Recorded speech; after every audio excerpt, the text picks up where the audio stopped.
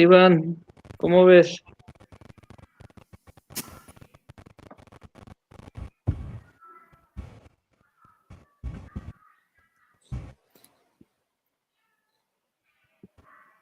Y ya que nos den el visto bueno, pues iniciamos.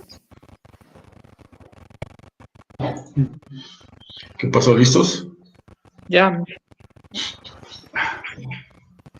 Ok, pues vamos a iniciar. Muy buenos días, jóvenes, personal académico y administrativo que nos acompañan de las distintas universidades tecnológicas, la de Tulancingo, Jicotepec y Sierra Hidalguense. Agradecemos su presencia y sean todos bienvenidos al seminario de investigación en memoria del doctor Gustavo Rodríguez Zurita, que si me lo permiten daré lectura a su semblanza. El doctor Gustavo Rodríguez Zurita realizó su doctorado en física en la Universidad de Friedrich-Schiller de Jena, en Alemania, recibiendo la distinción de cum laude precisamente de esa universidad. Su maestría la realizó en el INAOE, el Instituto Nacional de Astrofísica Óptica y Electrónica, en el área de la especialidad de óptica, y sus estudios de licenciatura en la Facultad de Física por la Universidad Veracruzana de Jalapa, Veracruz. Su producción académica del doctor Zurita es muy extensa. Por mencionar algunos, publicó 75 artículos en revistas internacionales con arbitraje, 45 resúmenes en extenso en proceedings con arbitraje, realizó 213 ponencias en congresos nacionales e internacionales, impartió 191 cursos de física experimental y teórica, escribió 3 libros como autor y 4 libros como coautor, dirigió 20 tesis de licenciatura, 5 de maestría, 6 de doctorado y una de postdoctorado. Fue responsable de 2 proyectos CEP y 9 CONACYT de investigación o infraestructura. Tenía la distinción como investigador nacional nivel 2. Algo que se le caracteriza al doctor es que siempre apoyó a nuestros estudiantes recibiéndolos para estadías de TCU e ingeniería. Igualmente permitía las visitas a sus laboratorios y talleres. Siempre estuvo al pendiente del desarrollo y crecimiento de nuestros colaboradores, apoyándonos con equipo y orientándonos en todo momento. No nos alcanzará la vida para lamentar su pérdida, pero seguiremos trabajando arduamente en su memoria por el bien de todos. Y siguiendo con el seminario de investigación, doctor Gustavo Rodríguez Zurita, nos complace presentar al doctor Juan Antonio Rayas Álvarez, que es egresado de la Universidad Tecnológica del Norte de Guanajuato, Campus Dolores Hidalgo, TCU en procesos de producción e ingeniero industrial por la misma institución. Realizó sus estudios de doctorado en Ciencia e Ingeniería de los Materiales en la Universidad de Santiago de Chile. Cuenta con 53 publicaciones en revistas indexadas, 108 publicaciones en extenso, 17 participaciones en congreso. Ha realizado 2 estancias de investigación, una en España y otra en Tacoma, Estados Unidos. Ha dirigido 3 tesis de maestría y una de doctorado. Sus áreas de aplicación comprenden técnicas de metrología óptica, interferometría, holografía y proyección de luz estructurada, uso de trampas y pinzas ópticas para las aplicaciones en materiales biológicos y materiales bidimensionales. Actualmente trabaja como técnico de investigación en el Centro de Investigaciones en Óptica, dentro del grupo Pruebas Ópticas y Mecánicas, y es miembro del Sistema Nacional de Investigadores. Le cedemos la palabra al doctor Juan Antonio, por favor. Muchas gracias, profesor Benito.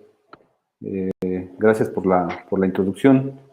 Quiero también agradecerles por la invitación. pues a todo el cuerpo académico de Ingeniería de Ciencias e Innovación Tecnológica de la Universidad Tecnológica de Tulancingo. Sabemos que este tipo de eventos no son posibles sin más gente detrás trabajando. Les quiero agradecer también a ellos, aunque no tengo el gusto de conocerlos a todos, ojalá algún día lo tenga. Sé que están organizando el seminario en conjunto con la Universidad Tecnológica de Jicotepec de Juárez y la Tecnológica también de la Sierra Hidalguense. Ojalá que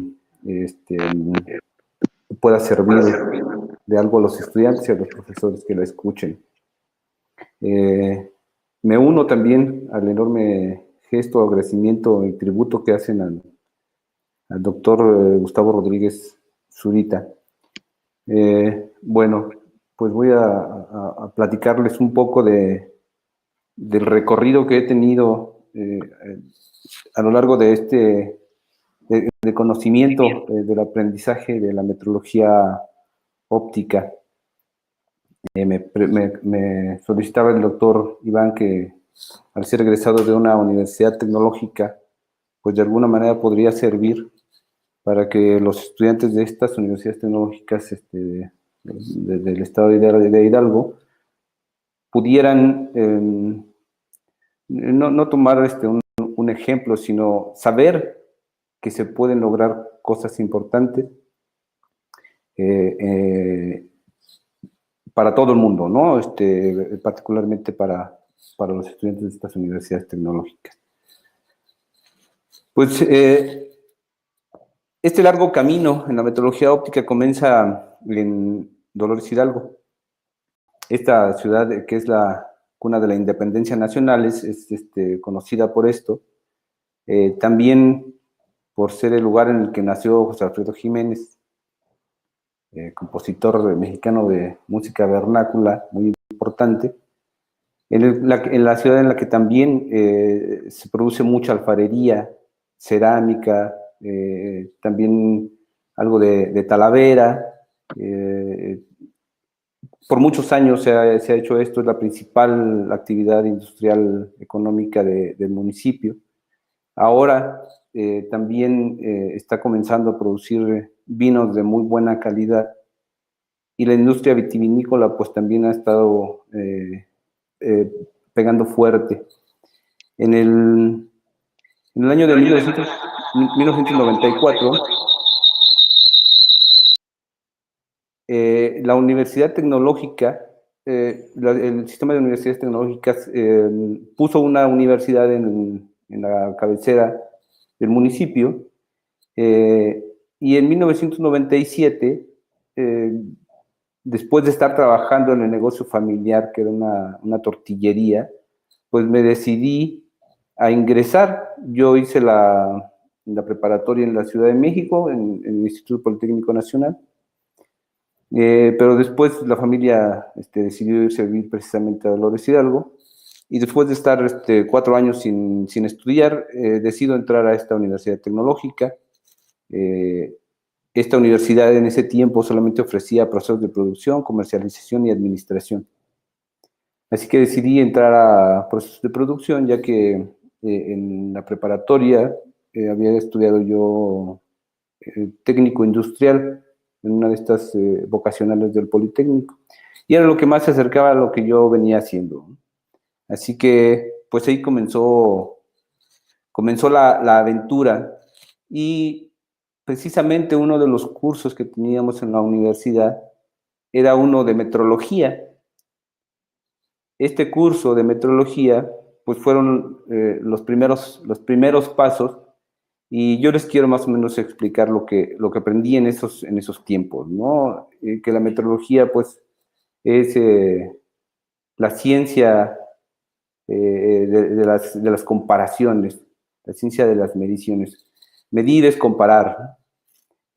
Aprendí pues que había un buró, una oficina internacional de pesos y medidas, que era la que coordinaba toda la metrología en el mundo, desde 1875, con la Convención del Metro, esta oficina se encargó precisamente de estandarizar o de tratar de estandarizar la metrología en el mundo. Aquí, por ejemplo, en esta imagen que les presento, podemos ver el metro patrón, el antiguo metro patrón y también el antiguo kilogramo patrón. Estas unidades de medida eran físicos, estaban dentro de las oficinas, digamos, de los laboratorios de la oficina, y era la referencia mundial de las magnitudes de longitud y de masa. Entonces, aprendí también que había 7 magnitudes primarias y que había muchas otras magnitudes secundarias. Estas 7 magnitudes, que ustedes las pueden ver aquí en la tabla, es la longitud, la masa, el tiempo, la corriente eléctrica, la temperatura, la cantidad de sustancia y la intensidad luminosa. En la última columna podemos ver el campo de aplicación de estas y cómo la mecánica es la que más magnitudes utiliza. Y hay una específica para la óptica, que era la intensidad luminosa. Si ustedes ven en esta columna del centro, es la definición de la unidad de medida que se utiliza para determinar las magnitudes correspondientes. Y podemos ver también que esta es la definición que existía hasta el año pasado. En mayo del año pasado, el Buró de Pesos y Medidas modificó las definiciones para todas las unidades de medida. Podemos ver, por ejemplo, que el kilogramo, antes de mayo del 2019, estaba definida como la unidad de masa, que es igual a la masa del prototipo internacional del kilogramo, que es el que veíamos anteriormente.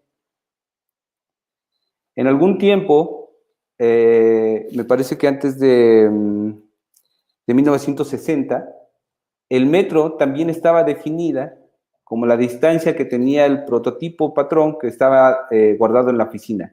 Así es que esos 2 prototipos estaban sumamente resguardados. No salían ni siquiera de las protecciones de las cabinas en las que estaban.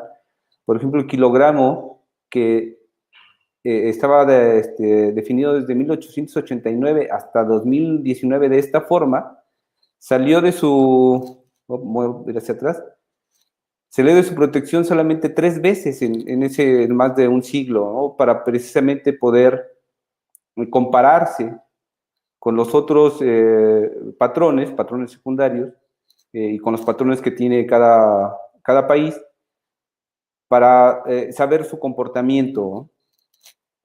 Esta definición generó muchos problemas, la definición del kilogramo, porque en la última ocasión que lo sacaron para compararse con los demás patrones, los patrones internacionales, pues resultó que tenía una desviación de 35 microgramos con respecto al promedio de los demás, ¿no?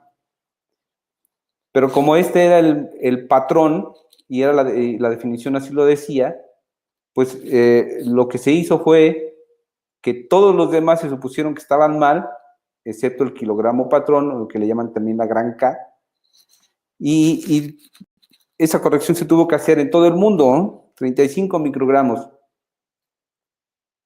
Así que para evitar ese tipo de problemas, el buró decidió utilizar algunos fenómenos naturales, fenómenos físicos, para redefinir todas las unidades de medida. Ahora, por ejemplo, el kilogramo se define al fijar el valor numérico de la constante de Planck. Entonces, ahora utilizan una constante física, cuando esta equivale a 6.629 por 10 a la menos 34. Y eso expresado en joules por segundo o en kilogramo por metro cuadrado sobre segundo. Así que aquí está definida la constante de Planck, que ahora es la que se utiliza para, mediante una balanza electrónica, electromecánica, que utiliza precisamente el electromagnetismo, para definir el kilogramo. Eso, y bueno, ahora también, por ejemplo, el metro se define ya no como algo físico. De hecho, ya ninguna de las 7 unidades primarias están definidas como algo material, sino como algunos fenómenos físicos. Eso ayuda muchísimo porque ahora cualquier laboratorio que tenga un equipo que pueda reproducir estas unidades, pues tienen la ventaja de ser precisamente los patrones primarios. Y si antes el kilogramo salió nada más 3 veces para ser comparado durante 100 años, pues ahora puede cualquier laboratorio que tenga la infraestructura necesaria generar el metro patrón y evitarse modificaciones temporales y una aplicación más rápida en la industria, por ejemplo.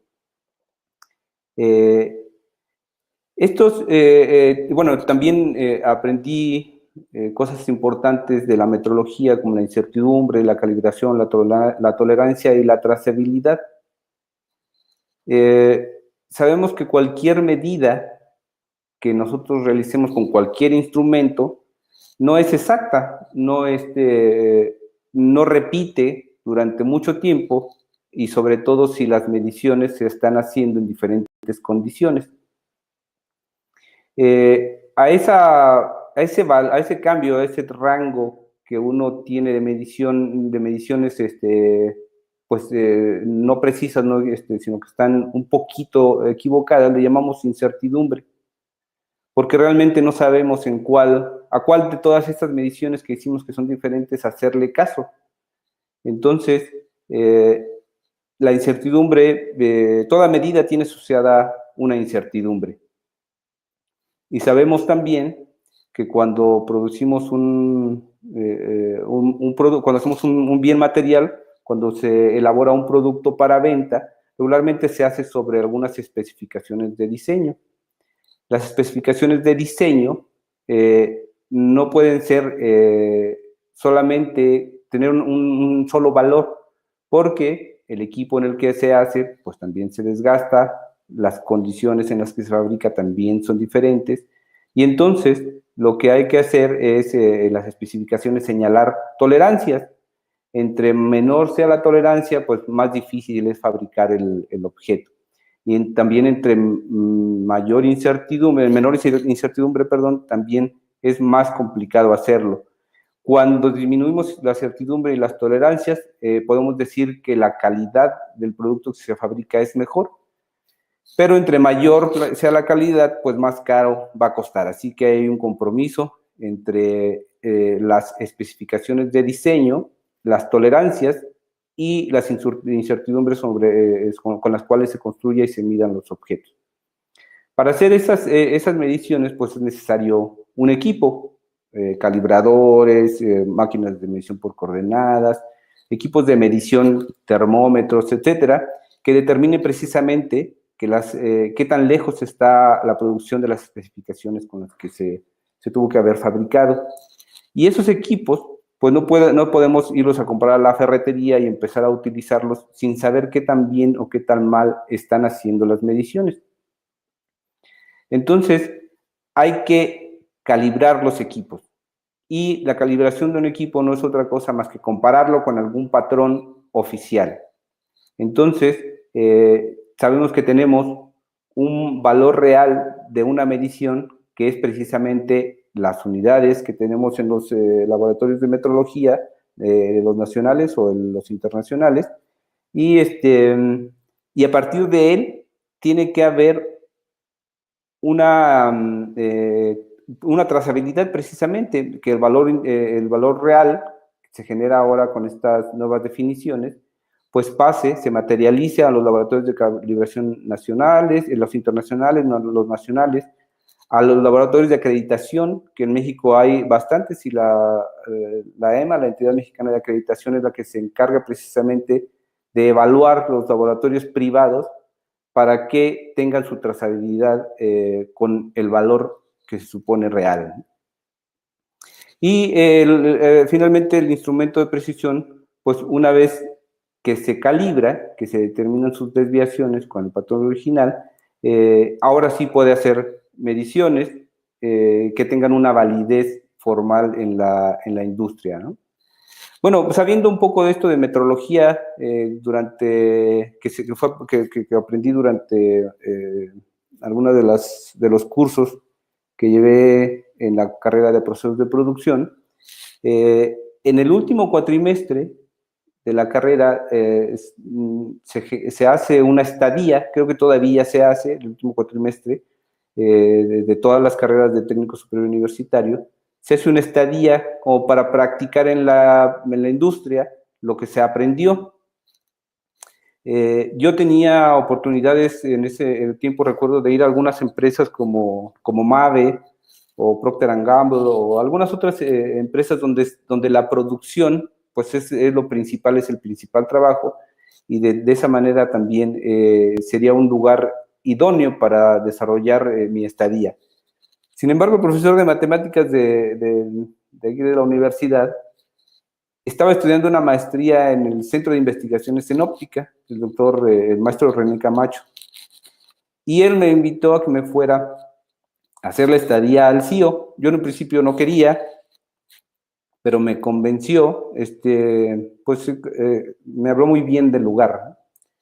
Decía que tenía algunas aptitudes y entonces pues me animé y me fui a hacer la estadía al CIO. El Centro de Investigaciones en Óptica está en León, Guanajuato, es parte de los 27 centros de investigación que están organizados por el Consejo Nacional de Ciencia y Tecnología, por el CONACYT. Entonces, este es un mapa de los diferentes lugares donde hay estos centros de investigación. En el estado de Guanajuato hay 3, el Centro de Investigaciones en Matemáticas, el CIATEC se dedica a hacer investigación en cuero y calzado, y el Centro de Investigaciones en Ópticas. Así que en el CIO se hace investigación básica y aplicada en las ramas de la óptica y la fotónica. Hay también un departamento de tecnología e innovación que busca precisamente vincular la investigación que se hace con la industria. Hay laboratorios, hay un laboratorio de metrología dimensional acreditado que da servicios en las magnitudes de masa y longitud. Y da otro tipo de servicios como también colorimetría y algunos otros servicios, digamos, que se cobran, ¿no? Hay una unidad en Aguascalientes del CIO, y esta unidad de Aguascalientes precisamente es la que da los servicios de radiometría, fotometría y colorimetría. También tiene un departamento de formación de recursos humanos. En el CIO se da maestría y doctorado, la maestría en óptica, que está un poco relacionada a la física, y la maestría en optomecatrónica, que buscan que la óptica sea aplicada, ¿no? Con la conjunción de mecánica y electrónica.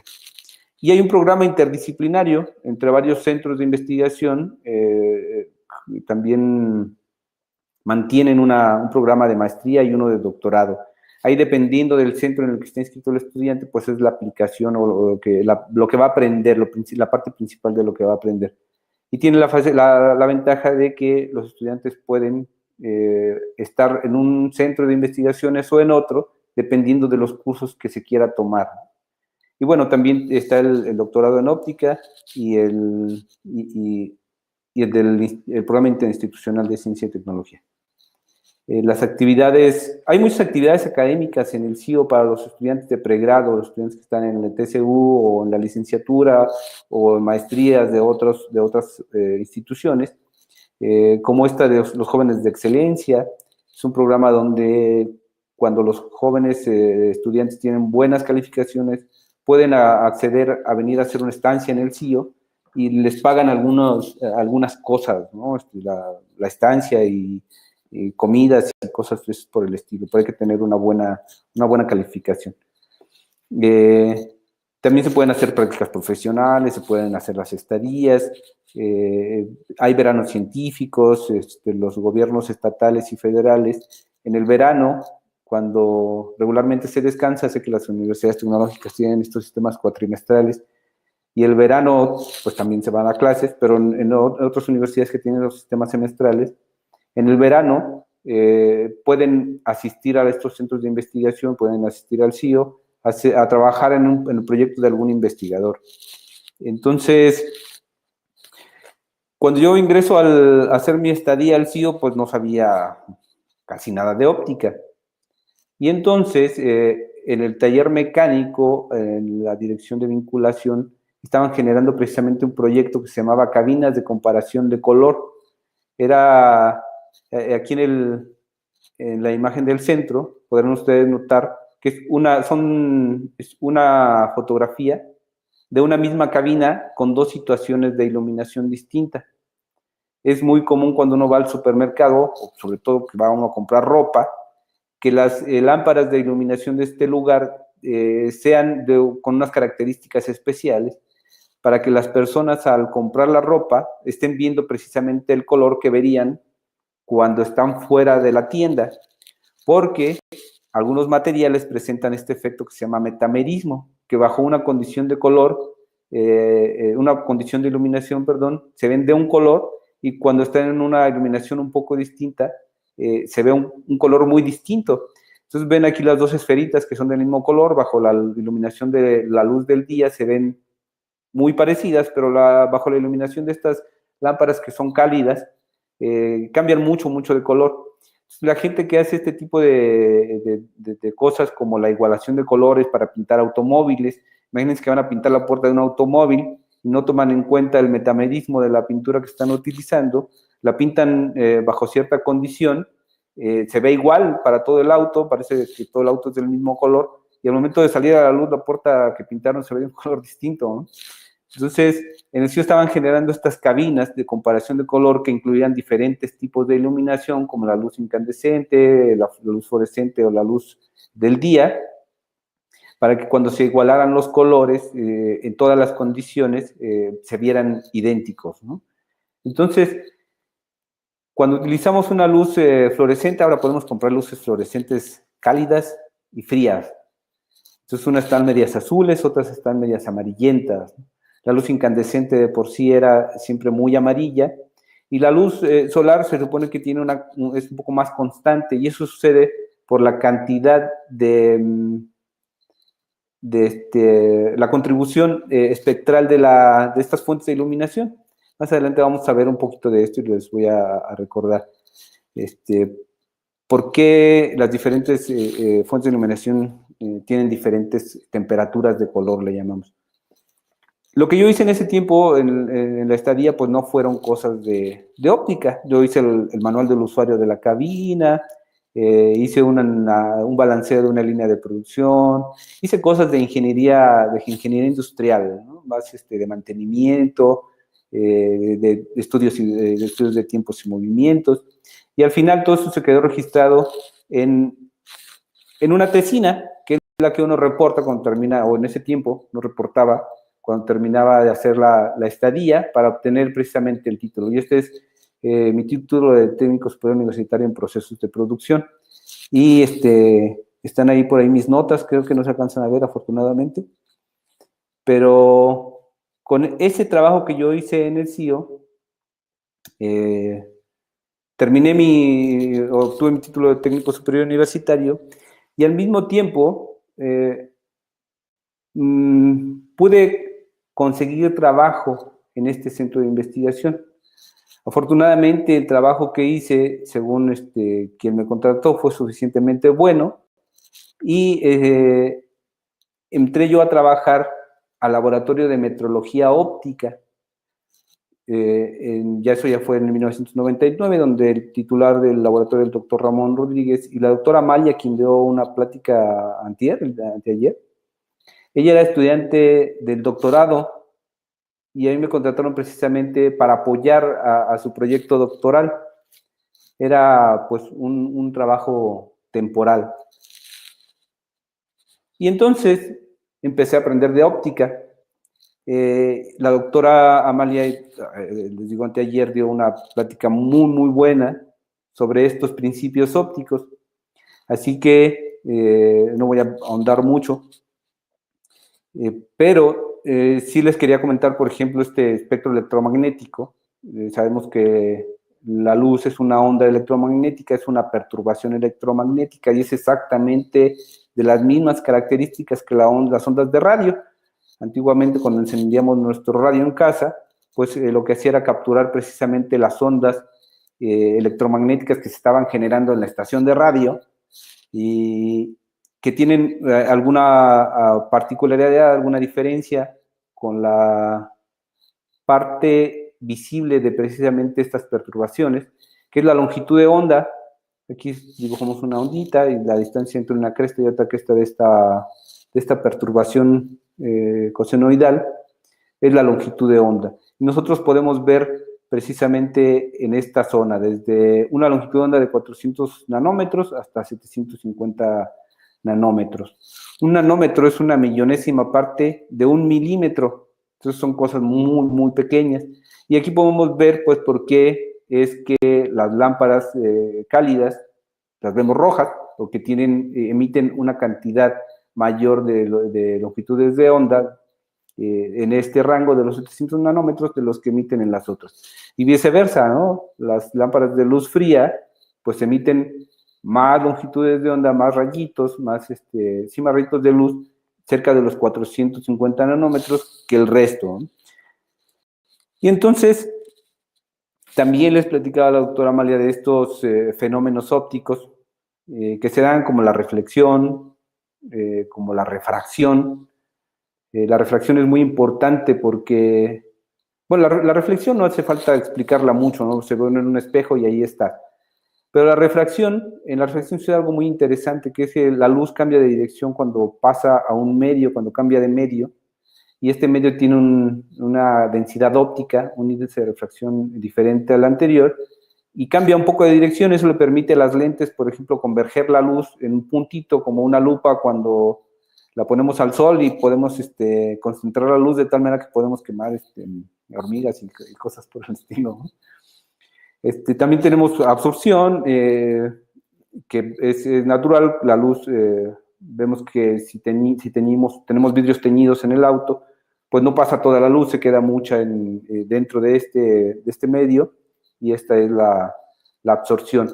Y la difracción pues se da cuando la luz pasa por unas aristas, por esquinas, se dobla también, y dependiendo de estas aristas, de la forma de estas aristas, en este caso puse aquí una rejilla, pues tenemos muchas flexiones, muchos cambios de dirección, que en este caso le llamamos difracción, y un poco pues de la teoría básica, de las que también ya les había hablado anteriormente la doctora Amalia. Para mí algo que fue sumamente nuevo fue el asunto de la coherencia. La coherencia, por ejemplo, la coherencia óptica, me refiero, la podemos obtener de una fuente incandescente, que tenemos aquí un foco de esos antiguos, emitiendo, como les decía, muchas longitudes de onda. En este caso van a ser muchas rojas, van a ser menos azules, menos verdes. Esta iluminación, esta lámpara, este foco ilumina hacia todas direcciones, y entonces ilumina o genera muchas longitudes de onda de diferente longitud. Si nosotros hacemos un agujerito muy, muy pequeño y dejamos pasar luz solamente por ahí, podemos ahora tener un poco más de orden en la iluminación que emana. Sin embargo, siguen pasando todavía ondas de color rojo, verde y azul, o de todas las longitudes de onda. Si después ponemos un filtro rojo, puede ser un celofán, entonces podemos hacer que solamente se dejen pasar las longitudes de onda rojas. Sin embargo, todavía sigue iluminando hacia todas direcciones. Si se coloca enfrente de este filtro una lente, se puede generar que todas las onditas, en lugar de que se expandan hacia todas direcciones, vayan solamente en una sola dirección. Entonces, de esta manera, ordenamos las ondas que emergen de esta lámpara incandescente. Entonces decimos que tenemos una fuente de iluminación casi coherente, pero si ustedes se fijan, cada uno de estos planos equivale vamos para atrás, a uno de estos máximos de las ondas que tenemos emergiendo de la lámpara. Y todavía van un poco desordenadas. Bueno, pues cuando se inventó el láser revolucionó la óptica porque al encenderlo, dentro del láser suceden cosas muy interesantes que no vamos a hablar, pero a la salida lo que tenemos es todo lo que habíamos hecho con la lámpara fluorescente, con la lámpara incandescente, perdón, pero todavía con la ventaja de que todas las onditas ahora sí van súper ordenadas. Esto se parece mucho, este orden se parece mucho a lo que en la teoría se describe para estudiar precisamente la luz. Entonces, el láser vino a facilitar mucho el trabajo experimental de la óptica. Y entonces, sabiendo ya un poco de óptica, cuando entré a trabajar al CIO, me mandaron al curso de óptica geométrica, y pues ahí fue donde aprendí mucho de óptica, y como ya sabía un poco de metrología, pues ya podía comprender más o menos lo que la metrología óptica trata de hacer, ¿no? Y el objetivo es exactamente el mismo de la metrología, hacer comparaciones, hacer mediciones, pero acondicionando la luz, proyectándola de alguna forma especial, y después recuperando esa luz de otra forma especial, regularmente con una cámara, y ver las modificaciones que la luz tuvo al momento de incidir sobre los objetos que queremos medir. Entonces, una de las ventajas que tiene la óptica, la metrología óptica sobre la metrología convencional, es que precisamente la óptica puede hacer mediciones de campo completo. Vemos aquí abajo unos instrumentos de metrología convencional, una máquina de medición por coordenadas, un flexómetro, un termómetro, y de este lado, en la segunda columna, podemos ver instrumentos ópticos. Entonces, mientras que la máquina de medición por coordenadas, por ejemplo, para hacer 1.000.000 de mediciones sobre un objeto en particular se va a tardar tal vez un par de días, pues un sensor óptico, que es una cámara, ahorita más adelante les voy a explicar esto, que tiene, ahora hay la cámara de 20 megapíxeles, 20 millones de píxeles, en toda esa cantidad de píxeles puede hacer una medición. Entonces, hacemos más mediciones. Con la óptica no necesitamos tocar el objeto para poder medirlo, solo necesitamos iluminarlo, mientras que la metrología convencional pues sí necesita tocarlo. Es muy rápida la metrología óptica y tiene una alta resolución, ahorita les voy a decir por qué. Y pues los instrumentos que se utilizan para hacer la metrología óptica están siendo desarrollados apenas, de tal manera que no puede uno hacer todavía mediciones que tengan una trazabilidad a estos patrones internacionales de medición, de tal manera que, bueno, están en proceso, ¿no? Mientras que ya la metrología convencional pues tiene muchos años ya teniendo instrumentos bien calibrados.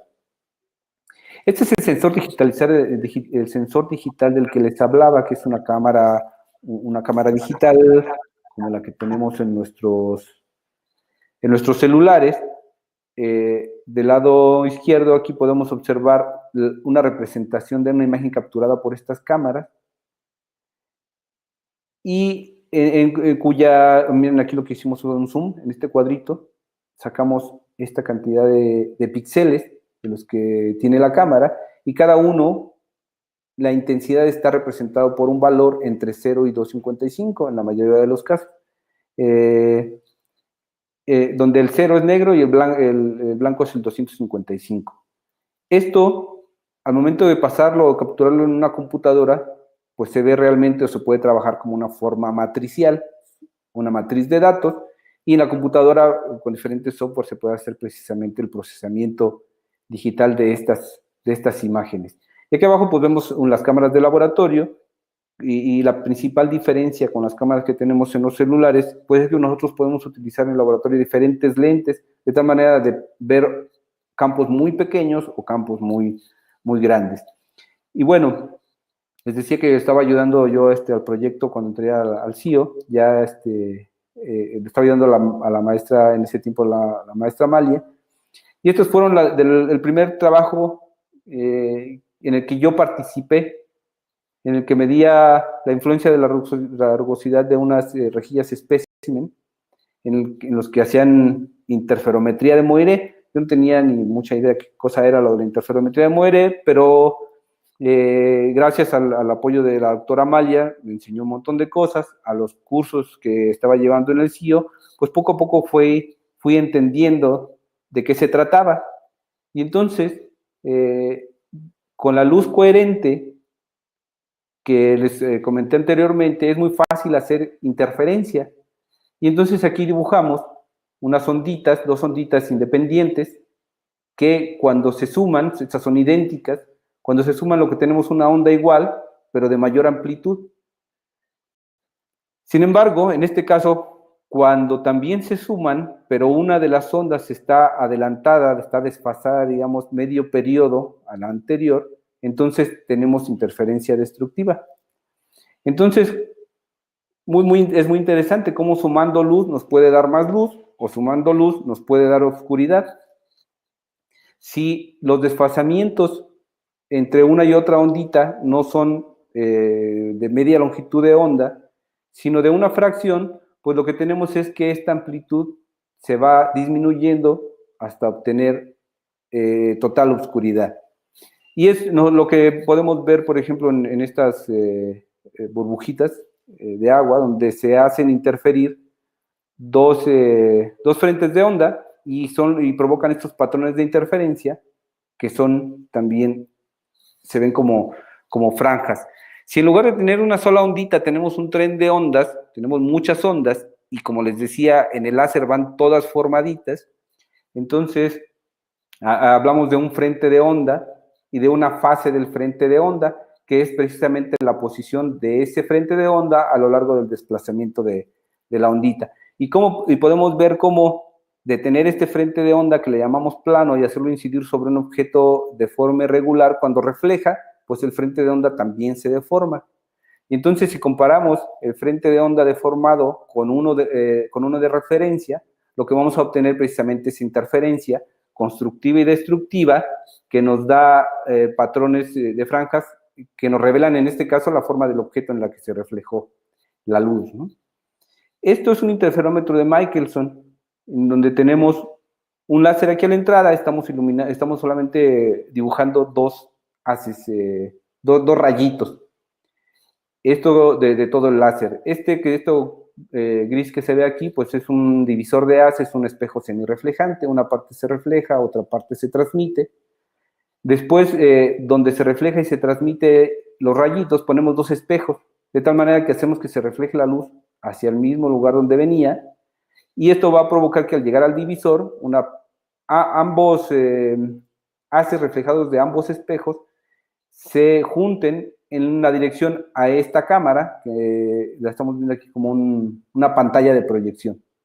Si la distancia que hay del divisor a cada uno de los espejos es exactamente la misma, entonces las onditas, que aquí estoy dibujando las dos onditas que regresan, están en fase, y entonces iluminación más iluminación en fase, pues es iluminación. Sin embargo, si desplazamos este espejo, que ven ustedes acá arriba, un cuarto de la longitud de onda, lo desplazamos hacia abajo completamente, de cuerpo rígido, entonces la luz va a dejar de recorrer un cuarto de longitud de onda de ida y un cuarto de longitud de onda de regreso, de tal manera que se va a desplazar media longitud de onda y vamos a tener interferencia destructiva, vamos a tener oscuridad total. Si en lugar de desplazar el espejo de cuerpo rígido lo inclinamos, miren, aquí lo estamos inclinando hacia arriba solamente, media longitud de onda, y de este lado se va a quedar fijo. De tal manera que el haz reflejado en la zona fija, bueno, va a generar interferencia constructiva, y el haz que se reflejó en la zona que se desplazó va a recorrer ahora media longitud de onda más de ida, media longitud de onda más de regreso, y se va a desfasar una longitud de onda completa. Entonces, tenemos también interferencia constructiva y también tenemos iluminación. Entonces, iluminación en las dos orillas. Pero resulta que en la parte del centro, pues el espejo se inclinó solamente la mitad, o sea, un cuarto de longitud de onda, y provoca que en la zona de interferencia se tenga interferencia destructiva, de tal manera que tenemos oscuridad. Entonces ya se imaginarán qué pasa cuando inclinamos más este espejo. Lo que sucede es que tenemos una cantidad mayor de franjas, y porque tendríamos interferencia constructiva, destructiva, constructiva, destructiva. Si entonces lo que tenemos es un espejo con una forma que no es plana, sino que es una forma irregular, lo que vamos a tener es un patrón de interferencia complejo como este. Si nosotros contamos la cantidad de franjas que aparecen en los interferogramas, que se generan mediante este interferómetro de Michelson, entonces lo que vamos a poder hacer es medir el desplazamiento o la forma de este espejo con respecto a la referencia. Y eso está dado por esta formulita que está aquí, ¿no? La altura del objeto a medir equivale a la cantidad de franjas, que está dado por esta m, por la longitud de onda de la luz que estemos utilizando, sobre 2. Y si utilizamos técnicas de cálculo de fase, las técnicas de cálculo de fase nos permiten contar franjas de manera automática en la computadora, lo que permite es reconstruir el frente de onda o la fase del frente de onda del espejo deformado. Y entonces, bueno, hay otro tipo de interferómetros, por ejemplo, en este es un tipo Mach-Zehnder, en los espejos, en lugar de regresar la luz al mismo divisor que generó los dos haces, se redireccionan a un divisor que está en la parte superior, que es distinto, y este genera también un patrón de interferencia, dado que los dos brazos del interferómetro van a verse mezclados en esta parte. Si en uno de los caminos se mete un objeto semitransparente, entonces este objeto semitransparente va a causar que el frente de onda se desplace, se deforme y que parezcan franjas de interferencia. Aquí se puede medir el espesor del objeto, que está relacionado en este caso también con su densidad óptica, con su índice de refracción. Y bueno, para entender lo que estaba haciendo yo con la doctora Amalia en su tesis de doctorado, en la que ella utilizaba el fenómeno del moiré, pues yo les presento esta lámina en la que hay dos patrones de franjas. El moiré se genera cuando se superponen dos patrones periódicos similares, uno sobre el otro, y uno de ellos se deforma. Entonces, miren, yo voy a poner aquí este patrón de franjas. Lo que voy a hacer es que lo voy a empezar a rotar, uno con respecto al otro. Y al rotarlo, empiezan a generarse estas franjas que nos dicen cuánto se rotó un patrón con respecto al otro. Si, por ejemplo, en lugar de girarlo, lo desplazo, voy obteniendo oscuridad, claridad, oscuridad, claridad. De tal manera que si cuento las veces que se hace claro y oscuro, puedo, en función del periodo que se tiene, medir el desplazamiento. Y si en lugar de rotarlo y desplazarlo, lo deformo, lo que voy a hacer ahora es que lo voy a estirar. Entonces veo que empiezan a aparecer estos patrones, que son los patrones de moiré. Si yo cuento las franjas de moiré, puedo determinar, mediante esta ecuación que está arriba, cuánto se deformó la parte frontal de mi patrón. Y entonces, como en el caso del interferómetro de Michelson, al ir inclinando poco a poco un espejo, empiezo a generar muchas franjas. Entonces, si yo inclino mucho este espejo, lo que voy a tener son muchísimas franjas. Voy a tener alrededor de miles de franjas por milímetro que se generan con este interferómetro. Se fijan, aquí tengo un láser, un divisor, dos espejos. Una parte del láser se transmite hacia un espejo, el otro se refleja hacia el otro espejo. Se redireccionan hacia un objeto y aquí el ángulo entre los dos frentes de onda es tan grande que genera franjas, les digo, de miles de miles de periodos, miles de franjas por milímetro. Si yo coloco en esta zona donde se interfieren, que se me generan millones de franjas, un objeto que pueda grabar ese patrón de franjas, entonces esto se logra sensibilizando el objeto. Cualquier objeto metálico se le puede poner una solución que sensibiliza a la luz este objeto y se genera como una película fotográfica y se forma entonces como una fotografía de este objeto. Esta gráfica que tienen ustedes aquí, perdón, es la forma superficial del patrón de franjas generado sobre una placa de acero. Esta imagen, esta topografía se consiguió mediante un microscopio de fuerza atómica. Tenemos más o menos 30 micrómetros por 30 micrómetros de lado y tenemos más o menos 1 micrómetro de altura. 1 micrómetro entonces es una milésima parte de 1 milímetro. Y entonces, si nosotros ya tenemos grabada la rejilla del objeto, la rejilla generada por el láser sobre el objeto, se puede regresar el objeto a la zona donde fue grabado.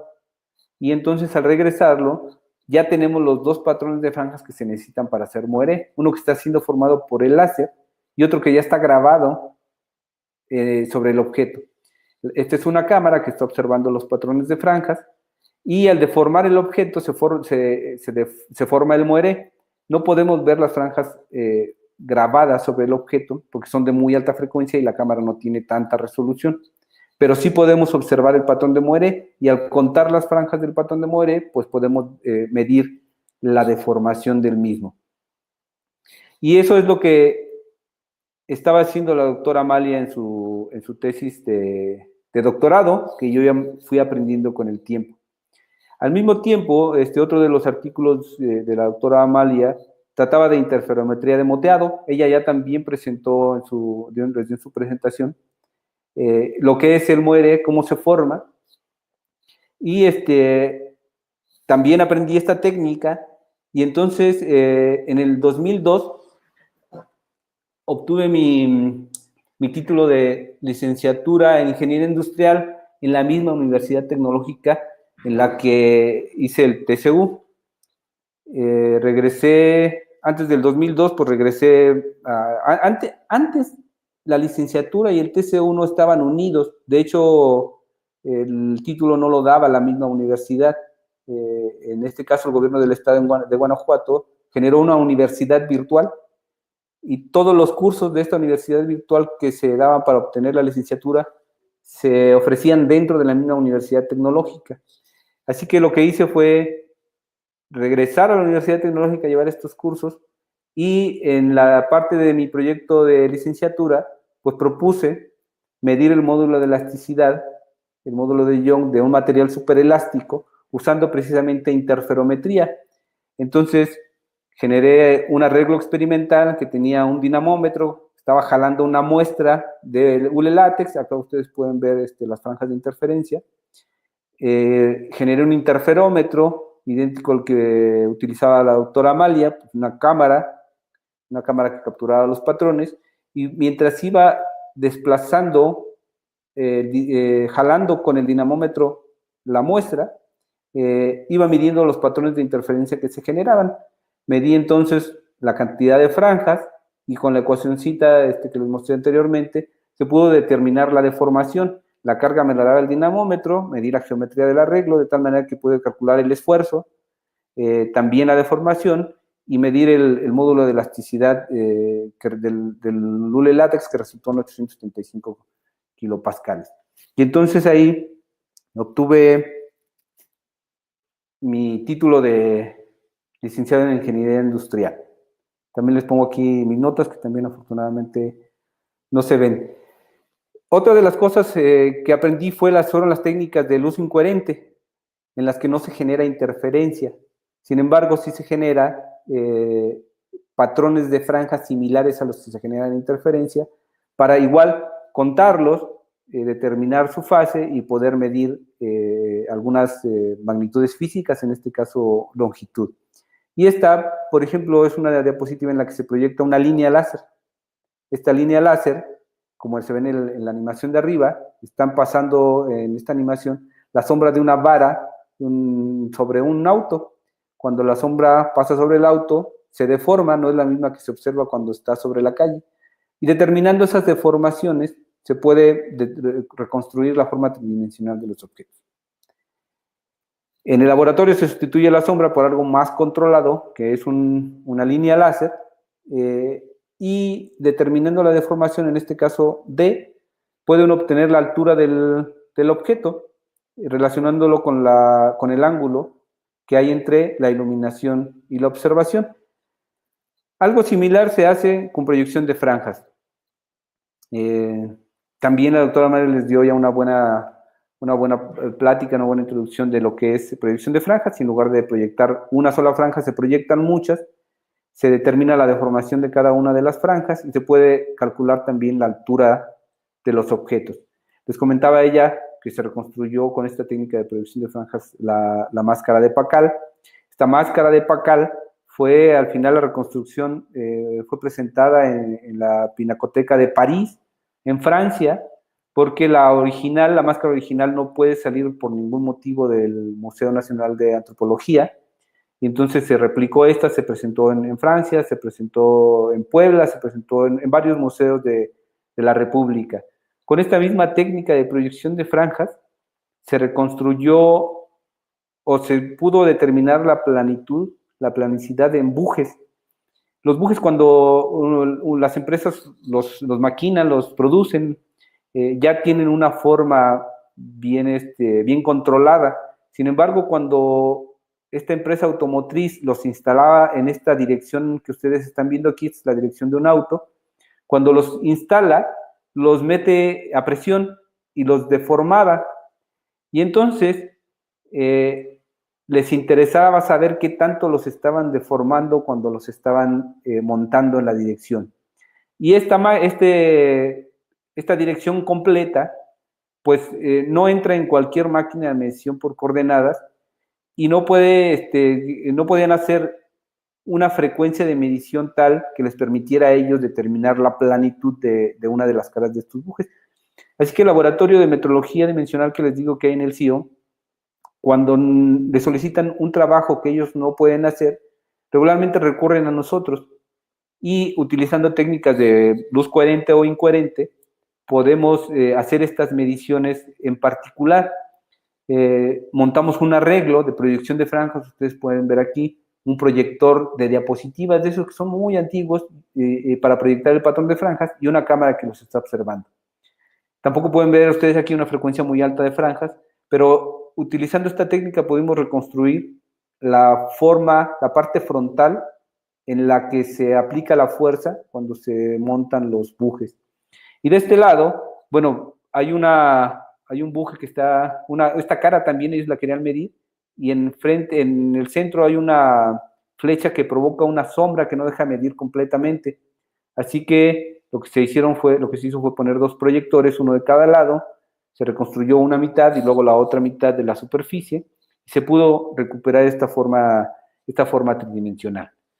Bueno, después de 10 años de estar trabajando en el CIO, con todas estas técnicas de metrología óptica, un profesor, el doctor Raúl Cordero, que había venido como estudiante a hacer una estancia al CIO en 2004, si no mal recuerdo, me invitó ya como profesor, como doctor en la Universidad de Santiago de Chile, a hacer un doctorado con ellos. Así que postulé a una beca, el gobierno chileno me dio una beca para hacer los estudios doctorales, y en 2013 pedí permiso en el CIO precisamente para ir a hacer el doctorado. Estuve allá casi 5 años, y lo que hice fue aplicar precisamente nuestras técnicas interferométricas para reconstruir la forma tridimensional de objetos muy pequeños. En este caso se quería reconstruir la forma de glóbulos rojos. Un glóbulo rojo, ustedes saben, es parte de uno de los compuestos de la sangre, y son elementos que miden más o menos 8 micrómetros, 10 micrómetros. Pero estos, cuando se depositan sobre un sustrato, se empiezan a deformar.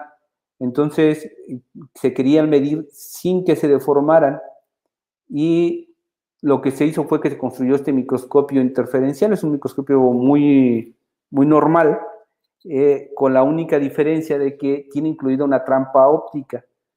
Cuando un láser es enfocado rápidamente sobre un punto, mira, aquí estamos simulando, esta flecha simula la dirección en la que un láser, se está haciendo aquí una amplificación, este láser debe medir como unos 5 milímetros de diámetro, es un rayo. Cuando se enfoca con una lente, aquí se deja de dibujar el enfoque del láser y se dibujan nada más 2 rayitos. Cuando se enfoca en esta zona, la luz, en esta zona se generan algunos efectos muy importantes y sobre todo muy intensos, porque toda la luz se está concentrando en un punto más o menos de 1 micrómetro de diámetro. Si se pone ahí una esferita de estas transparentes, la refracción que sufre la luz dentro se hace simétrica solamente cuando el objeto atrapado está también en el centro. Cuando este objeto se sale del centro, se rompe la simetría y esta ruptura de la simetría provoca que jale al objeto dentro de la trampa y se mantenga ahí flotando, atrapado.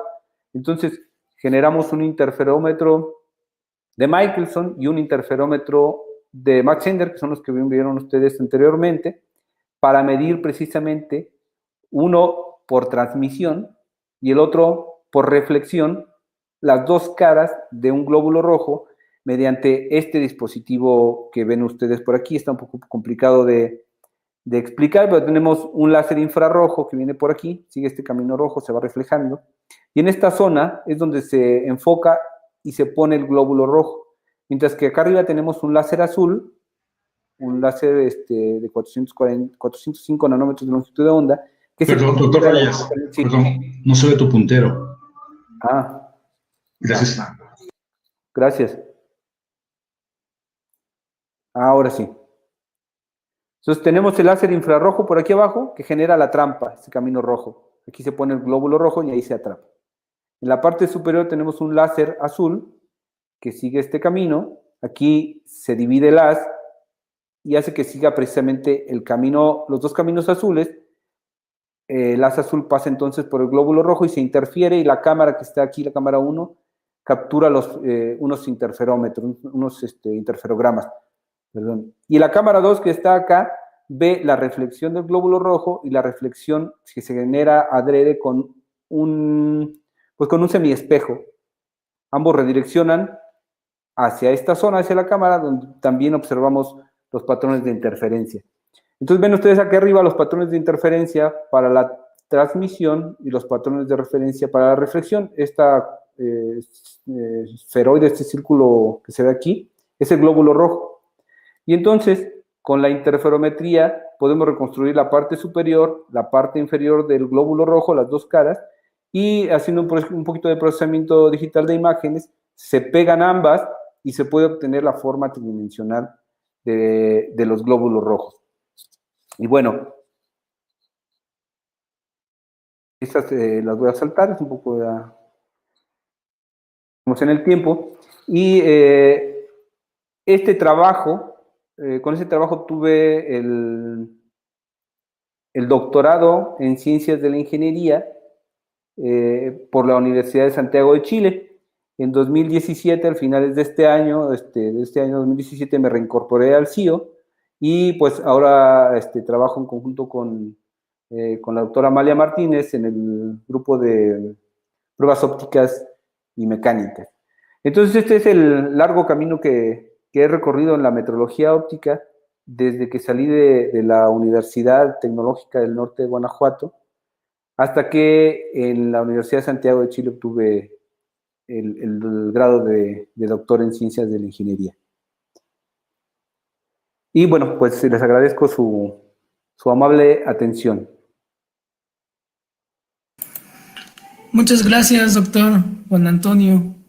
Excelente plática y sobre todo muy interesante porque como joven TCU, que es la mayoría de nuestros alumnos pues están en TCU y seguramente hay algunos que nos escuchan que están en el proceso de ingeniería, pero es interesante cómo ha sido su trayectoria para incorporar lo que usted conoció en metrología en la universidad hasta aplicarla a la metodología óptica. Bueno, pues vamos a hacer una sesión de preguntas. Por favor, pueden activar el micrófono si desean hacer una pregunta, o igual pueden escribir en el chat y yo doy lectura a la pregunta. Si alguien quiere preguntar, adelante, por favor. Me gustaría comentarle a los chicos que están escuchando la plática que pregunten con toda confianza, que hagan de cuenta que están platicando con uno de sus compañeros de la Universidad Tecnológica. Entiendo bien la situación pues en la que están ellos actualmente, porque yo viví exactamente algo similar. Entonces, con toda confianza, pregunten lo que de la parte técnica o de la parte también del camino personal, cualquier duda que tengan.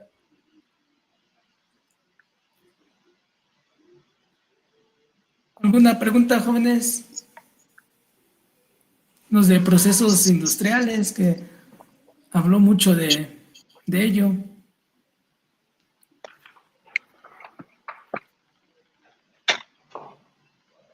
Doctor, yo tengo una pregunta. Sí, gracias. Creo que hablamos dos al mismo tiempo, ¿verdad? Sí, adelante, doctor. En Ok. lo que se animan los jóvenes a preguntar. Es referente a, bueno, también hay alumnos de informática en esta plática. Quisiera que hablara un poquito sobre las aplicaciones que usted ha utilizado, ¿sí? O herramientas informáticas para desarrollar sus estudios en la experimentación que usted ha comentado. Sí, es súper importante tener un conocimiento básico, por lo menos de computación, ¿no? En un principio, pues yo utilizaba Excel para hacer algunas cosas aquí en el trabajo. Sin embargo, poco a poco me fui enseñando a utilizar los softwares de programación, software de programación matemática, MATLAB, MATLAB, programación en C, y eso también es muy importante tener un conocimiento por lo menos básico. A mí me costó mucho trabajo en un principio, tomé un curso aquí dentro del CIO y agarré cierta práctica. Sin embargo, el uso de otras tecnologías como Office es súper importante.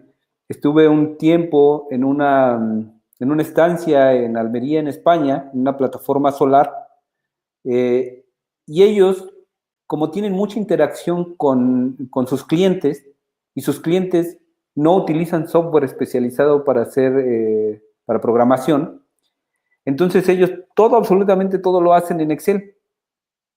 Excel es súper poderoso, aunque regularmente no lo utilizamos al 100%, hace un montón de cosas que se utilizan y que la gente, sobre todo los clientes finales, comprenden muy bien y se puede intercambiar muy bien información. Ese es más o menos el tipo de software que he estado utilizando o que utilizamos. En un principio utilizaba, como no sabía programar, utilizaba software como el CorelDRAW, el Photoshop, para hacer algo de procesamiento digital de imágenes que era como automático, ¿no? Que ya nada más es de darle clic. Pero poco a poco, te digo, fui aprendiendo a utilizar estos softwares de procesamiento matemático. Gracias, doctor. Ahora sí, perdón, ¿alguien quería preguntar?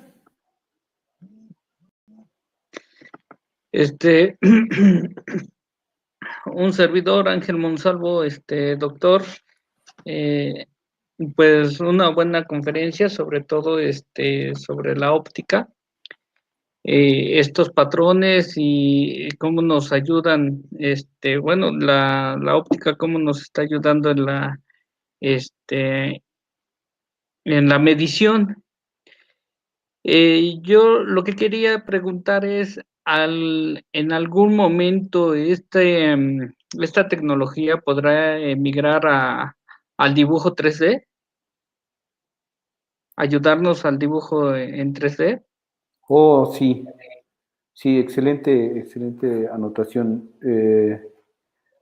En el caso del dibujo 3D, por ejemplo, del CAD, donde los diseños, donde uno hace el diseño pues de cero, empieza uno a generar algún elemento que se quiere fabricar. Muchas veces se hace con superficies, pues, ¿cómo le llaman? Primitivas, ¿no? Que un cilindro o, no sé, un cubo, y estas se van pegando hasta que uno genera un cuerpo tridimensional. Pero hay ocasiones en que hay que diseñar sobre algo que ya existe, ¿no? Ujú. Entonces es necesario tener precisamente el modelo 3D de este cuerpo que ya existe y del que no existe un diseño para poder, pues, mejorarlo o implementándole alguna otra pieza.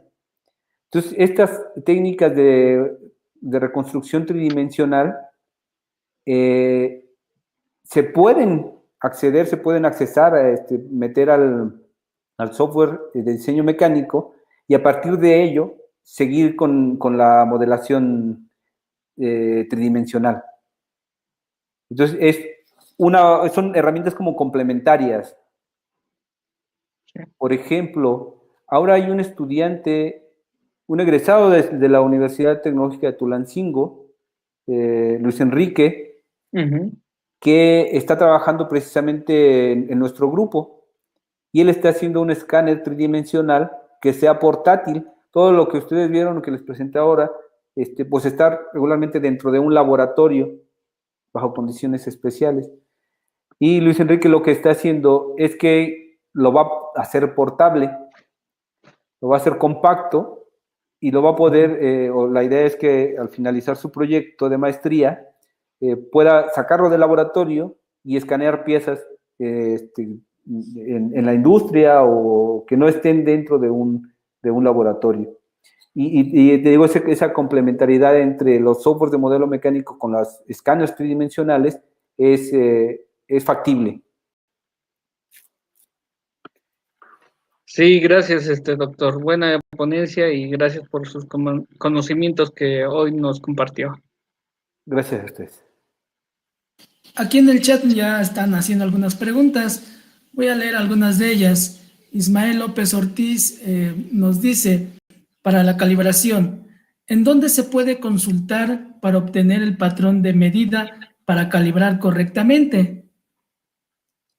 Bueno, en México los patrones de todas estas magnitudes están en el CENAM, el Centro Nacional de Metrología, que está en Querétaro, pero ellos tienen una página de internet, cenam.mx, si no me equivoco, y ellos tienen mucha información que está libre, uno puede entrar y consultarla. Ellos dan servicios también. Sus servicios son muy caros porque ellos precisamente hacen calibraciones con los patrones, con los patrones, digamos, primarios para toda la República Mexicana. Entonces, regularmente lo que se hace es que ellos le calibran a otros laboratorios, que a su vez estos laboratorios ya son privados y dan un servicio local. En el estado de Hidalgo debe haber una oficina o servicios de este tipo de calibración. Pero los patrones primarios para toda la República Mexicana están en el Centro Nacional de Metrología. También hay otra pregunta en el chat por parte de María Guadalupe Rosales. Nos dice, cuando se realiza un estudio sobre los patrones de luz, por ejemplo, la luz casera, ¿se ha comprobado si hay algún factor que distorsione la percepción de los colores o las formas e incluso el tamaño de las cosas? Sí, mira, el color es un asunto muy subjetivo, ¿no? Porque no necesitamos un instrumento especial para poderlo evaluar. La primera evaluación del color que hacemos es con nuestra propia vista. Y entonces siempre sucede, ¿no? Creo que había precisamente un vestido por ahí en internet que unos lo veíamos azul, otros lo veían plateado y otros lo veían de gris, ¿no? Eso, porque el color es muy subjetivo, depende de cómo uno lo observe. Entonces, sí, pues, si uno no tiene algún problema de que no observa algunos colores, entonces cualquier cosa que sea de ese color, pues le va a parecer mal, ¿no? Y también depende mucho de los gustos. Entonces, para evitar todos esos problemas, se han generado pues equipos como los colorímetros, que permiten evaluar de una excelente forma el color. Sin embargo, no se puede evitar este efecto subjetivo de la persona, ¿no? Es posible que un colorímetro iguale dos colores, dos prendas que sean exactamente del mismo color, pero si tienen un diseño distinto, tal vez uno nos va a gustar más que el otro, ¿no? Y tal vez entonces, pues, le echemos la culpa al color o algo que simplemente no nos gusta, porque finalmente quien usa y evalúa el color somos nosotros. Como personas no sucede lo mismo con otro tipo de medidas, ¿no? Si vas a medir una flecha, pues no importa si tú la ves grande, si la ves chica, si la ves gris, si la ves verde, la idea es que la flecha tenga un diámetro X para que haga su función perfectamente. En el caso del color hay mucha subjetividad. Gracias, doctor. También hay una duda de Omar Valencias Martínez sobre la diapositiva donde usted muestra el espectro electromagnético. Nos dice aquí, mencionó que la luz fría se encuentra en una longitud de los 400 nanómetros y si se usa la ley de desplazamiento de Buren para medir la temperatura, resultaría que se encuentra a una temperatura más alta que los focos rojos. Esa es la duda, doctor. Sí, no recuerdo qué diapositiva es, pero ¿Ves que la temperatura del color, la temperatura del color tiene que ver con la radiación del cuerpo negro? Entonces, una cosa es la temperatura de color del cuerpo negro y otra cosa es la radiación electromagnética de este cuerpo negro a diferente temperatura. Va calentándose un cuerpo negro y a baja temperatura, entonces empieza a verse un poco rojo. Entonces lo hemos podido ver, ¿no? Cuando se trata de fundir metal. Y este se va haciendo cada vez más amarillo, luego tiene que ir haciéndose verde, y luego tiene que terminar en azul, lo que también vemos en las flamas de las estufas. Entonces, una alta temperatura de color son longitudes de onda bajas, porque son más energéticas, están más juntas, y las longitudes de onda altas, en los 700 nanómetros, se generan a una temperatura de color baja. Entonces está como contradictorio el asunto, ¿no? Pero yo traté de no mencionar mucho la temperatura de color, más bien la emisión de las longitudes de onda de cada uno de estas fuentes de iluminación. Y obviamente, estas fuentes de iluminación parecen que son blancas todas, ¿no? O sea, no es que tengamos solamente azul, en el caso de las lámparas de iluminación fría, sino que tenemos más contribución de esas longitudes de onda cortas, mientras que en las cálidas tenemos más contribución de las longitudes de onda más largas. Gracias. También hay un comentario de Luis García Lechuga. Nos dice que muchas gracias por compartir sus experiencias y conocimientos. Y tiene una pregunta, ¿cómo obtiene financiamiento para sus proyectos? Y que si trabaja con el sector industrial. No, en realidad para los proyectos se obtienen solamente hasta ahora de CONACYT, de los proyectos que convoca CONACYT, de ciencia básica, de diferentes. Y con la industria hemos dado muchos servicios, pero no hemos generado proyectos en sí. O sea, les comentaba, ¿no? El CIO tiene un laboratorio de metrología dimensional. Este laboratorio de metrología que tiene las magnitudes de masa y longitud, da muchos servicios a la industria aquí en la zona. Hay ocasiones en que la industria tiene alguna necesidad que no está normalizada y que no se genera, que no encuentra ese servicio en ningún laboratorio de metrología, pues yo diría en el mundo. Pero este laboratorio interno del CIO lo que hace es que le dice a la empresa, mira, tenemos otros laboratorios de metrología óptica que podrían darte solución. ¿Cómo ves? Danos chance y pedimos al laboratorio de metrología óptica, que somos nosotros, a ver si lo pueden hacer. Y de esa manera es que hemos estado midiendo pues lo de la máscara de Pacal, la forma de los bujes, hemos escaneado o reconstruido en León zapatos completos, suelas de zapato, que aquí se fabrican muchas cosas de esta. Alguna vez en San Luis Potosí estaban generando una gelatina de carne para hacer estudios en la industria de los alimentos, que era medir el módulo de Young, no se los medían en ningún lado. Vinieron aquí y pudimos hacer estas mediciones. Entonces, son ese tipo de servicios los que hacemos, pero proyectos con la industria no hemos tenido que yo recuerde. Gracias, doctor. También existe otra pregunta por parte de Manuel Saavedra Hernández. Nos dice que en el espectro de Moire, al representar las líneas, ¿estas líneas tienen un patrón de separación entre cada línea? Sí, claro, deben ser periódicas. La separación entre una línea y otra debe ser la misma. Y también algo que ayuda mucho, pues es que la parte clara y la parte oscura tengan también el mismo ancho. Así cuando se desplaza una respecto a la otra, pueden quedar totalmente oscuras, ¿no? Pero la idea principal es que tengan un periodo casi constante. Ok, y hay otra en el chat, otra pregunta por parte de Mariana Alejandra Alvarado Muñoz. Nos pregunta, aplicando un campo magnético, ¿se puede cambiar el ángulo de polarización de la luz? Bueno, yo sé poco de polarización. Ustedes tienen un experto en polarización ahí en la universidad, el doctor Iván Toto. No sabría decirte y bajo qué condiciones podría darse, ¿no? Gracias, doctor. Pues ya no hay más preguntas en el chat.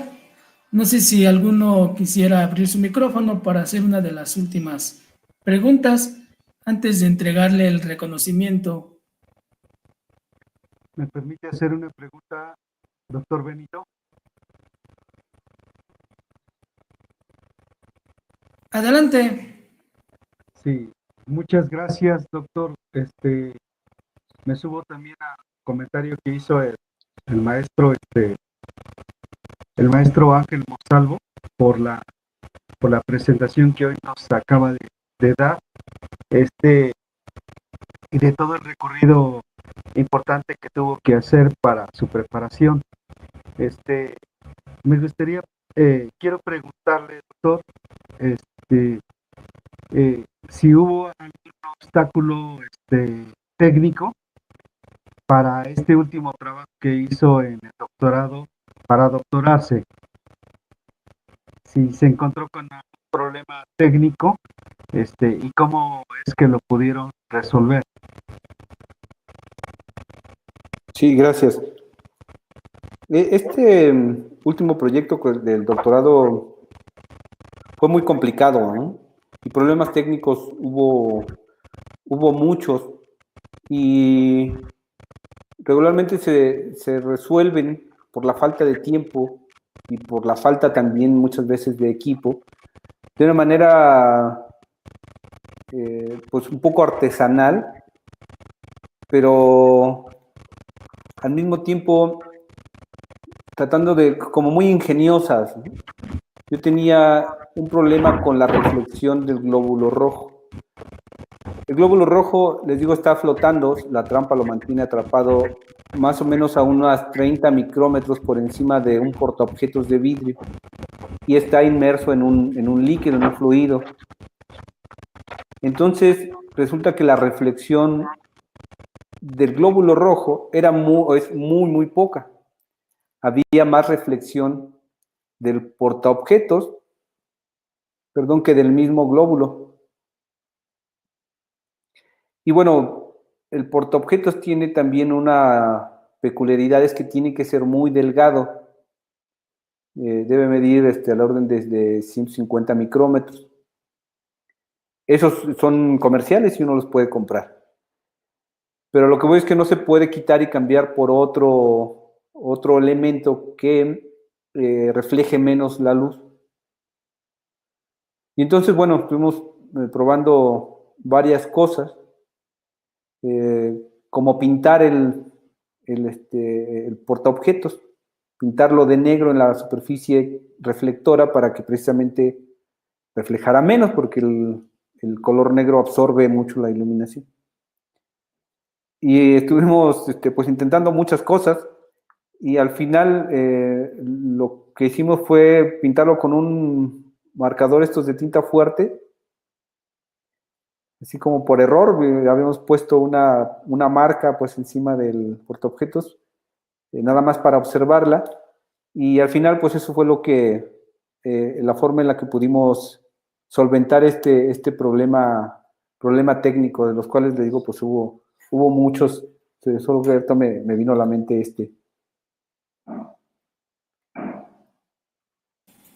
Muchas gracias, doctor, nuevamente por su excelente ponencia. Muchas Gracias, felicidades. Gracias, muy amable. Pues si me hacen favor de ponerla. Ok. Rapidito, Benito, permítame. Para la chica que pregunta lo de la luz, polarización, por ahí oí. Sí. Ok, sí, ya leí. Se llama efecto Faraday. El campo magnético puede cambiar el plano de polarización de la luz. Entonces, si echan una buscada por efecto Faraday, ahí pueden ver eso, ¿no? Entonces, se puede cambiar la polarización de la luz con un campo electromagnético. Se llama efecto Faraday. Gracias, doctor Iván. Ok, pues vamos a esperar a que podamos dar lectura el reconocimiento. De antemano le agradecemos, doctor Juan Antonio, por ser parte de este seminario y puede seguir colaborando con el cuerpo académico, que es muy importante para pues dar los resultados que nos solicitan. Por ahí también en el chat ya han colocado el link para la lista de asistencia. También Genaro Pérez, sí, Genaro, adelante, haz tu pregunta en lo que se pone la constancia. Puedes activar tu micrófono si tú gustas. ¿Se me escuchan ahí? Sí. ¿Se escucha bien? Bueno, buenas tardes, mi nombre es Genaro Pérez, estudiante de mecatrónica. Pues primero que nada, felicitarlo por la ponencia. Gracias. Está muy padre. Hay muchas cosas que vimos ahorita con el doctor Juan en la materia de física. Yo solo tengo una duda, una pregunta donde dice la metrología óptica. Tenemos los que son los equipos convencionales como el flexómetro o el termómetro corporal.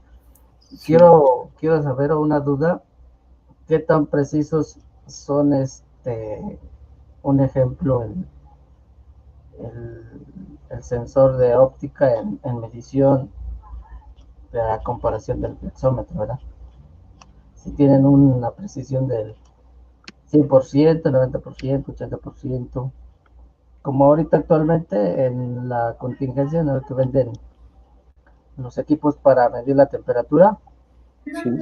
Yo compré alguno y pues tenía mediciones de error, no sé si era por la marca, a comparación de uno anterior que te lo indicas en la axila corporal. No sé, esa es mi duda. Sí, las técnicas ópticas tienen una precisión que puede ser muy buena, pero depende mucho de las condiciones en las que se usen. Por ejemplo, dentro del laboratorio, la precisión es muy alta, porque tenemos todo controlado.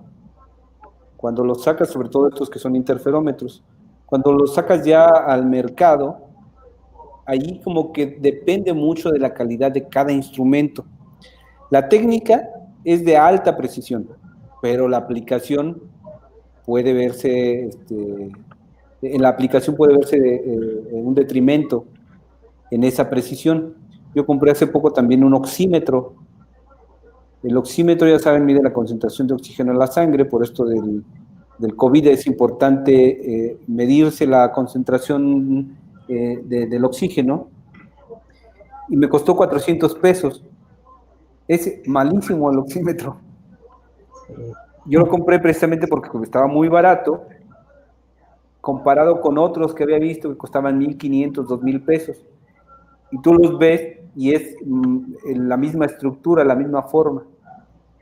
Pero claro, la electrónica pues también es importante, las fuentes de iluminación que utilizan también es importante. Entonces, si yo en el laboratorio de metrología podría hacer un oxímetro solamente comprando un LED que debe valer como 10 pesos, y con eso podría hacer un oxímetro, pero sería muy malo. Entonces, desafortunadamente, bueno, así funcionan los instrumentos también, incluso los instrumentos que no son ópticos. La calidad del instrumento determina su precisión. Entonces hay instrumentos ópticos con una precisión muy baja porque tienen una calidad también baja. Pero las técnicas ópticas tienen una precisión mucho más alta o pueden llegar a alcanzar una precisión mucho más alta en las condiciones adecuadas. Ok. Y bueno, otra pregunta sobre lo mismo. De acuerdo al medidor óptico de temperatura, de acuerdo a la contingencia, ¿cuál es la distancia, se puede decir exacta, que te puedes medir la temperatura? Eso va a depender del ángulo de salida, o en este caso de entrada, que tenga la óptica del termómetro. Todos hemos visto, por ejemplo, una cámara digital o una cámara fotográfica, no, mejor una fotográfica de las antiguas, profesionales, que se le puede cambiar la lente. Entonces, si quiere uno ver un área muy pequeña, muy lejana, pues le pones un telefoto, ¿no? Si quieres ver una zona muy cercana con un ángulo grande, pues le pones un macro. Entonces eso determina el campo de visión de la cámara. En el termómetro también tiene una lente enfrente, y depende de esa lente es el ángulo. Entonces, si tú tienes un ángulo muy grande, va a estar captando las ondas infrarrojas que vienen de toda la área. Si esa área es muy grande y la ocupa una persona solamente un área muy pequeña, pues la medida no va a ser la correcta. Entonces, el mismo termómetro tiene que decirte cuál es su ángulo o esa distancia a la que tú a la que debes hacer la medición. Porque también hay termómetros para distancias muy grandes. Y eso depende de la lente que tenga a su entrada el termómetro. Ok, muchas gracias. Por nada. ¿Tienen más preguntas para que comparta la constancia? Me parece que ya no, doctor Iván. Ok, permítame entonces.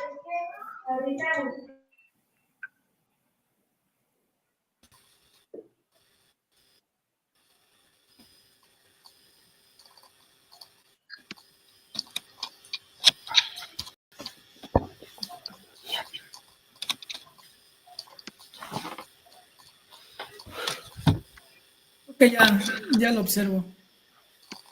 Voy a dar lectura al reconocimiento.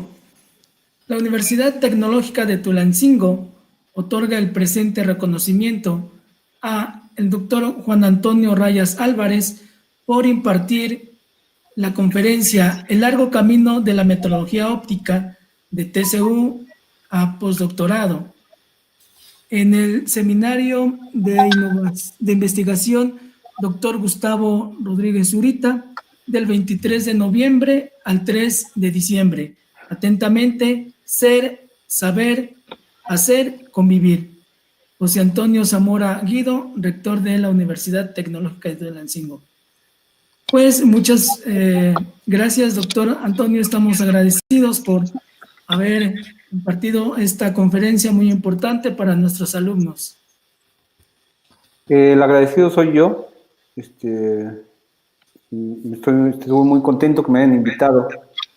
Y claro, seguiremos en colaboración.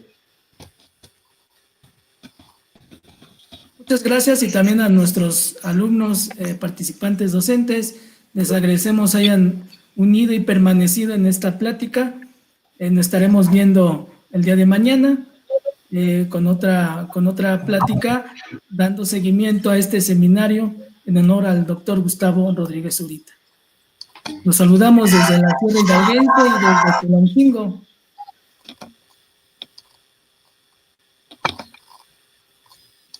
Ok, muchas gracias, doctor.